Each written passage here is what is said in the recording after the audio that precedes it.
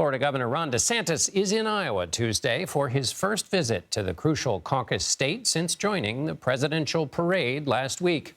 He will remain in the Hawkeye state through Wednesday before heading to New Hampshire, a key swing state, on Thursday. The Republican will end his week in South Carolina on Friday. DeSantis' campaign says it is committed to putting time and effort into the early nominating states as the governor tries to push himself as an alternative candidate to former President Trump. CBS News senior White House and political correspondent Ed O'Keefe joins me now from Clive, Iowa. Ed, it's DeSantis' first campaign event since his announcement last week. What are you expecting? John, good to be with you. He's beginning things tonight here in a church in suburban Des Moines, and then plans to make 4 stops tomorrow before going on to New Hampshire and South Carolina, and then coming back here over the weekend for a big gathering that's being hosted by the state's junior senator, Joni Ernst. They call it the Roast and Ride. It's a barbecue and a motorcycle rally, distinct Iowa event of recent years.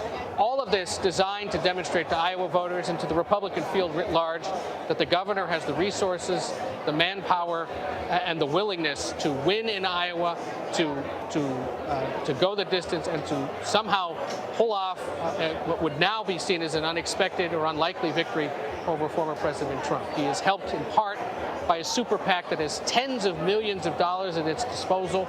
We saw some of this today in action. The plan is to knock on the doors of likely Iowa caucus participants 4 or 5 times between now and caucus day early next year. They've already knocked on 50,000 doors across the country. That's light years ahead of some of the competition who don't have some kind of outside spending group helping them out in that way.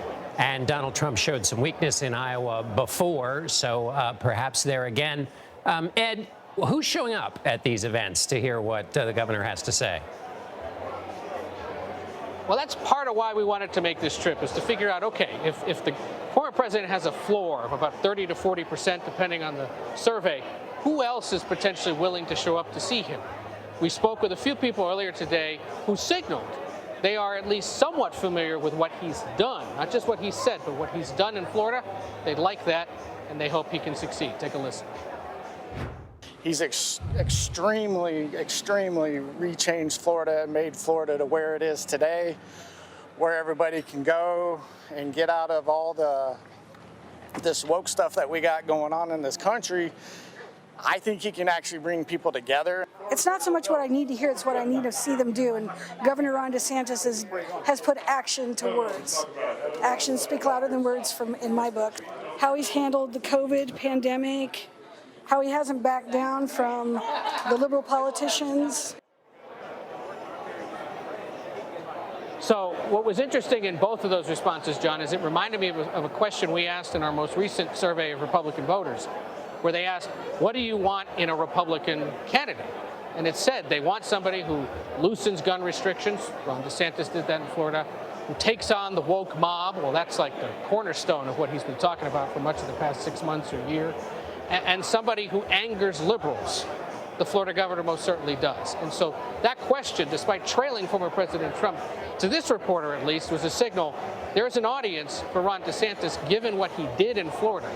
And his team acknowledges they don't necessarily here in Iowa or anywhere else quite know what was done over the last 6 months, what he's done over the last several years as governor. They've got to come here, educate voters, explain to them what he's done.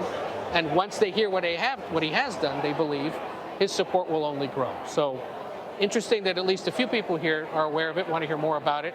And if not are entirely with him just yet, they're certainly lean DeSantis voters, which is a good sign for him with this many months to go.